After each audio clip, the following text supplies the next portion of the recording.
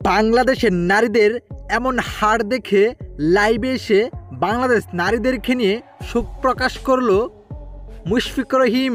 দর্শক, আজ বাছা মরার লড়াইয়ে শ্রীলঙ্কার বিপক্ষে মাঠে নেমেছিল বাংলাদেশ নারীরা, যেখানে শ্রীলঙ্কাকে হারাতে পারলেই বিশ্বকাপের টিকে থাকার লড়াইয়ে জয় হবে বাংলাদেশ, আর হারলেই বিশ্বকাপ থেকে ছিটকে যাবে বাংলাদেশ।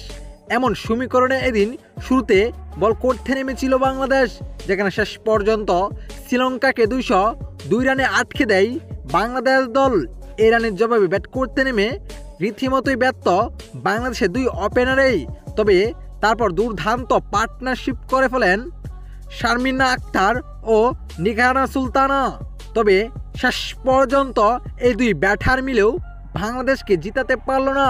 শেষ ওভারে নাটকীয়ভাবে হারলো বাংলাদেশ দল, যেখানে লাস্ট ওভারে বাংলাদেশের জয়ের জন্য প্রয়োজন ছিল মাত্র 9 রান। এই 9 রানের লক্ষ্যে ব্যাট করতে নেমে প্রথম 4 বলেই 4 উইকেট তুলে নেয় শ্রীলঙ্কা। এখানে লাস্টের দিক দিয়ে ছক্কা মারার চেষ্টা করছিলেন অধিনায়ক সুলতানা, তবে সীমানার কাছে খাটা পড়েন তিনি। এতে আউট হয়ে টেবিলে ফিরে যান। শেষ পর্যন্ত শ্রীলঙ্কার কাছে 7 রানে পরাজিত হয়ে বিশ্বকাপ থেকে একেবারেই বাদ পড়ে যায় বাংলাদেশ।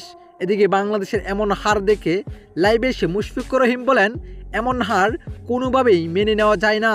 তবে বাংলাদেশ চেষ্টা করেছে, চেষ্টার কোনো কমতি রাখে নাই, তবে কিছু একটা ভুলের কারণে হেরেছে বাংলাদেশ। তিনি আরও বলেন, হেরে গিয়েছি তাতে কি হয়েছে, সামনে আবারও জেগে উঠব।